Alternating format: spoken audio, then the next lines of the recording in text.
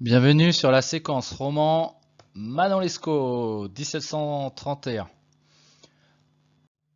Manon Lescaut, le titre complet c'est Histoire du chevalier des Grieux et de Manon Lescaut, plus souvent résumé en deux mots, Manon Lescaut, qui est le nom du personnage principal féminin.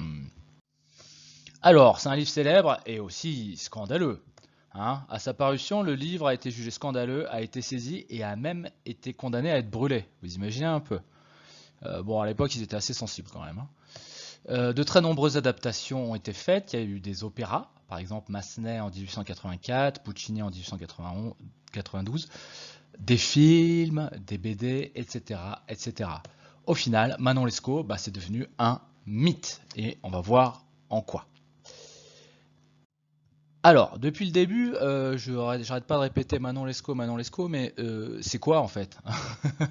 Qu'est-ce qu'il y a dedans en fait? C'est quoi l'histoire? Alors, on va essayer de trouver les thèmes du roman et on va essayer de trouver quelle est l'intrigue à travers les différentes couvertures qui existent. Alors, à partir de là, je vais me taire. Vous allez voir un peu les différentes couvertures et vous allez essayer de trouver vous-même quels sont les thèmes. Alors, premier thème. Ouais, ça c'est une édition d'Europe de l'Est. Oui. N'hésitez pas à faire pause. Le deuxième thème. Mhm. Mhm.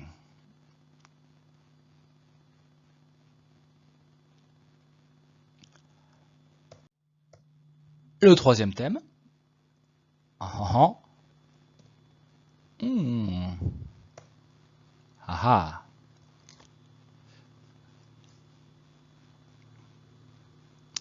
Le quatrième thème. Ok. Ok.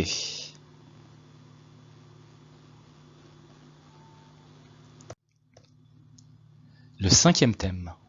Oh oh oh oh. Hé hé hé hé. Hmm. Alors ça, cette édition est assez intéressante puisque c'est le texte de base avec des scènes érotiques en plus, écrit par un certain Carlo Vivari. Voilà, c'est marqué, c'est plus un classique, c'est un classics si vous regardez sur la couverture.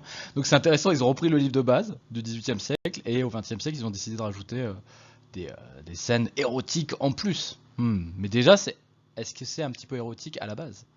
La question est là. À partir de là, essayez de trouver, selon vous, quelle serait l'histoire de Manon Lescaut à travers toutes ces couvertures. Quels sont les thèmes? Quel serait le déroulé? Quels seraient effectivement les différents aspects? C'est à vous de jouer. Voilà. Et après, quand vous aurez fini de lire le livre, vous me direz un petit peu si ça collait avec ce que vous aviez prévu. Je présente quand même l'auteur. C'est l'abbé Prévost, 1697-1763. Alors c'est un abbé, donc un homme d'église, n'est-ce pas? Et avec un enfant et une maîtresse. Alors là déjà, bon, il y a un problème, parce que les hommes d'église sont pas censés avoir des enfants ni des maîtresses, donc ça en dit long sur le personnage.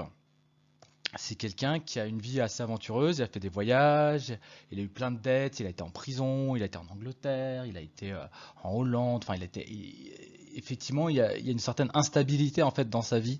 Il était à la fois militaire, après il est devenu religieux, après il est redevenu militaire, écrivain. Donc finalement il a une vie qui est tout à fait aventureuse et instable et un grand appétit de vivre.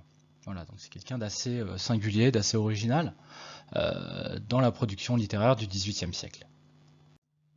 Il y a une visée morale et autobiographique de Manon Lescaut. Il y a donc de très fortes résonances autobiographiques.